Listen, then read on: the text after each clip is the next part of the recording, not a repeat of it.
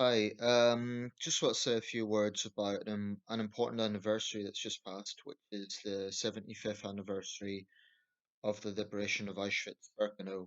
This was actually about 3 weeks ago, the 27th of January. Didn't get around to making a video about it then, but it has been on my mind. Um, I don't really have anything original to add to the commentary that's already out there, both online and in newspaper reports and so on. But this particular commemoration this year may be quite poignant because a lot of the survivors now are getting frail. The youngest survivors, those who were children, are now in their late 80s. So as we see these big, profound events like the anniversary of Auschwitz-Birkenau being liberated, or the 75th anniversary of the D-Day landings last year, and so on, as those events get further back in time, the survivors get older and older. So this may be the last big commemoration of it. Was the last big commemoration of it. It's very cold at this time of year in Poland, apparently, so they had a kind of canvas covering the that infamous gate at Auschwitz-Birkenau. Of course, it wasn't the only camp. There was Treblinka, there was others, death camps and labor camps, but Auschwitz-Birkenau was the deadliest. It's estimated that of the 1.3 million people who passed through its gates, around 1.1 million died, and that's out of a total Holocaust toll estimated between 5.7 and 6 million people, which of course is often something that certain people with an agenda will try to downplay, or but that's sort of standard figure that's accepted by historians, mainstream historians, that is, not revisionists and deniers. Um, it's it's sometimes hard to really comprehend the scale of the atrocities that happened there. I mean, even knowing that they did, even with the evidence, it's just 1.1 million. It's a staggering figure. It's like a sizable city. Um, and if we look at the wider Holocaust, millions of Jewish people, Slavs, the disabled, LGBT people, Romani people, Soviet prisoners of war, political opponents. It really was a ghastly regime. Um, I totally agree. We should never forget. That's kind of a given. And I don't have a concern that it will be forgotten, because I think there's a lot of material out there, books, newspaper reports, archives, films, as there should be, and I'm pleased there is, because the world shouldn't forget this evil. But what concerns me more than that is the prevalence of anti-Semitism online. Now, it's true that Jews weren't the only victims of Nazi persecution, and actually, of the estimated 17 million deaths attributed directly to the Third Reich, that is, if you don't take all European deaths in World War II as being the responsibility of the Third Reich, that is, those directly at the hands of Nazis, so the Jewish Holocaust, other persecutions, and war crimes in Eastern Europe. About 17 million people is the figure.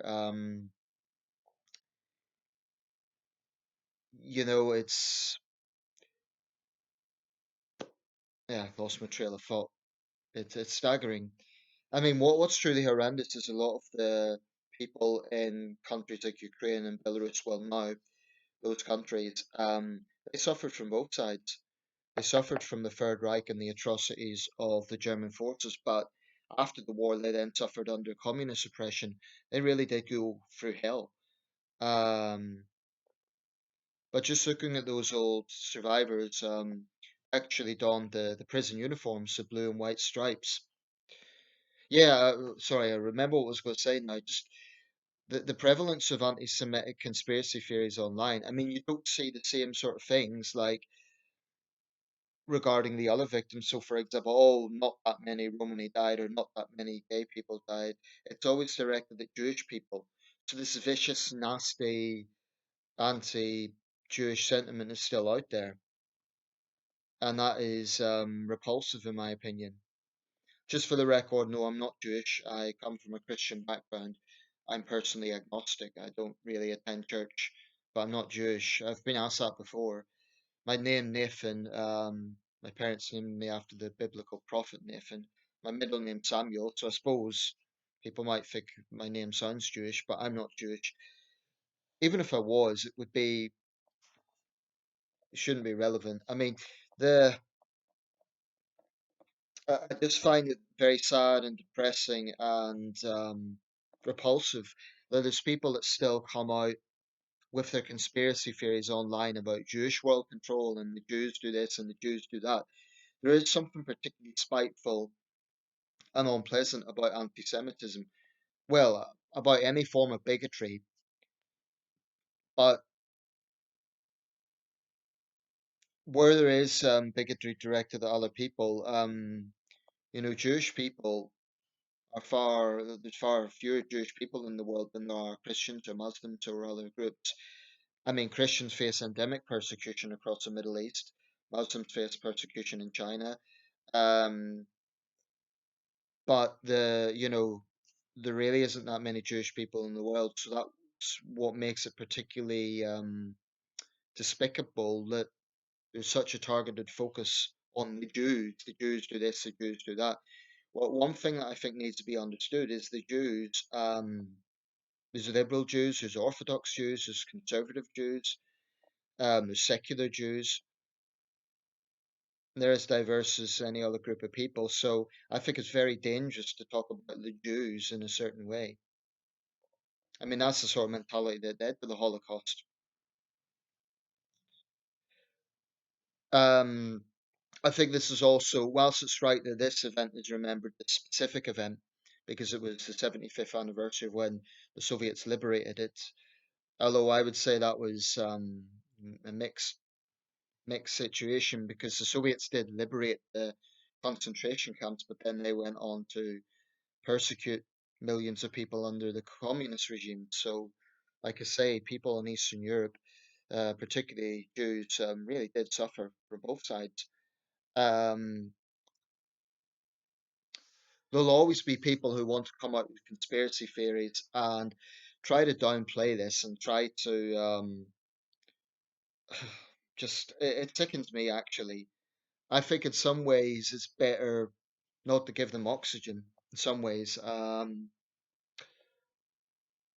it's good that there is films that cover this to keep this in the public mind because it will get further back in time.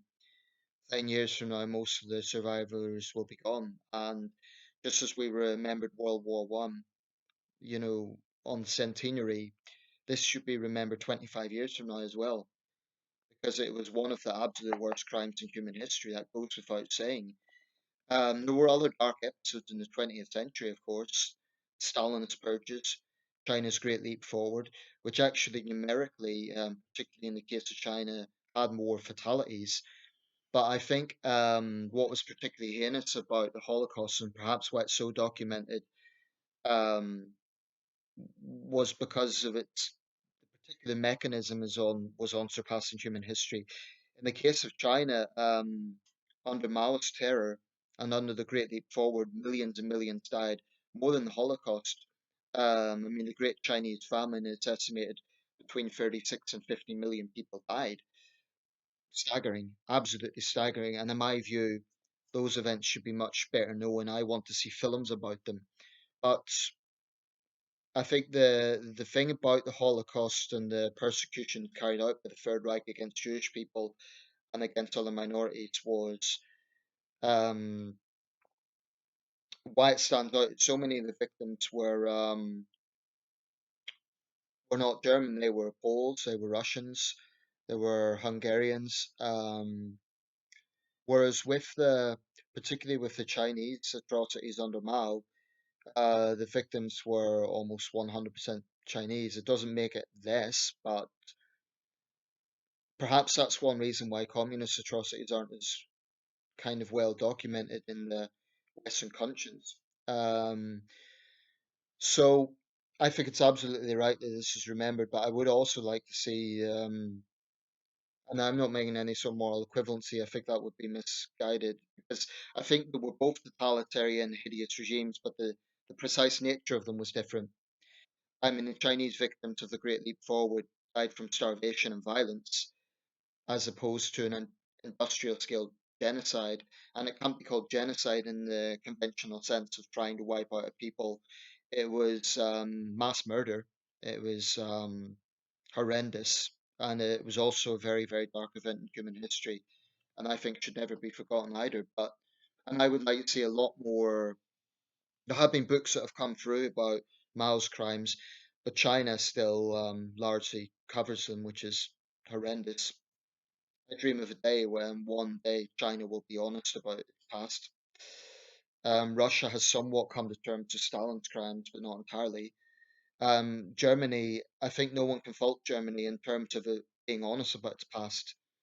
Um, it's now a multi-party democracy where tolerance is highly stressed. That doesn't mean there isn't problems, but Germany today is a world apart from the Germany of that time, and that's a good thing. Germany is an example of a country that can introspect and be absolutely honest about its past.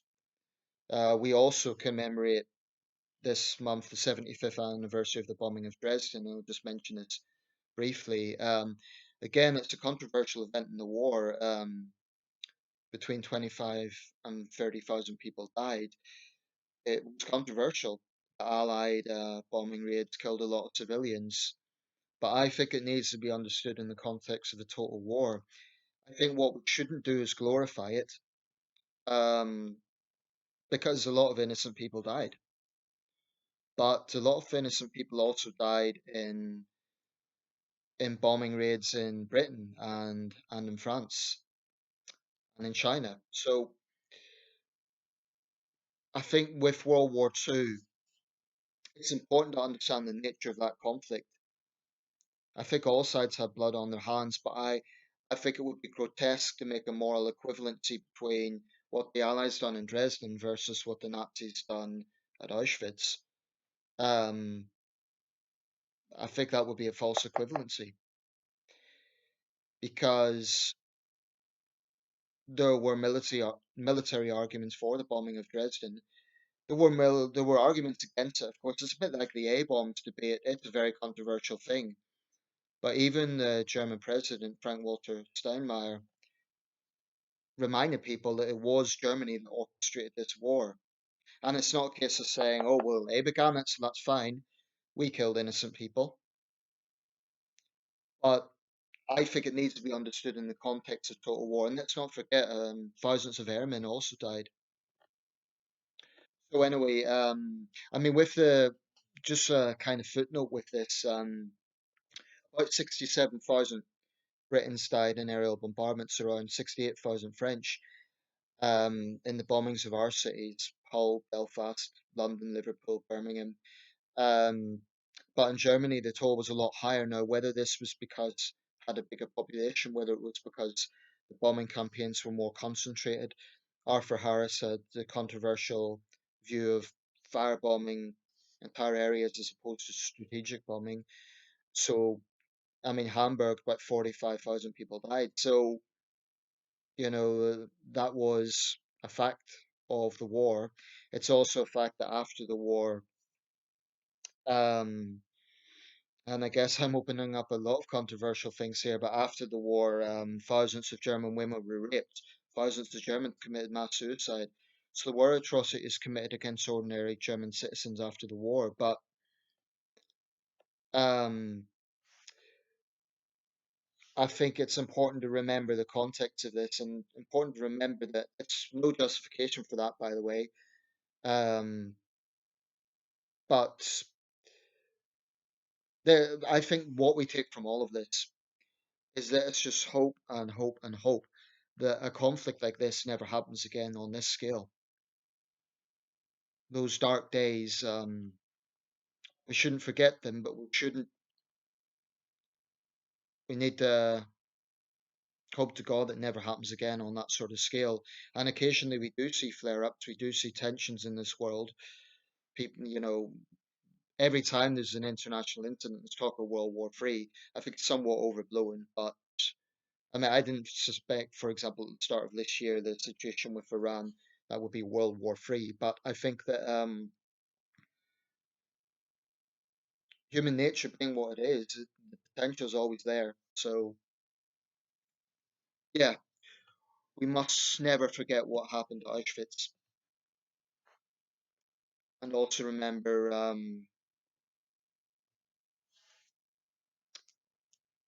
other dark events of the 20th century, but in their own merits and in their own context. I don't think it can be misguided to make moral equivalencies because, for example, the mass starvation in China, a direct result of Maoist policies, wasn't a genocide in the sense it wasn't an attempt to kill a specific group of people. It was evil, in my opinion, and I think the Chinese regime needs to be more honest about its crimes, but the way Germany's been honest about its past.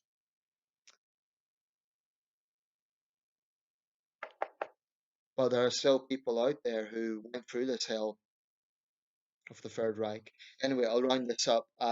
Just some thoughts that I have about it.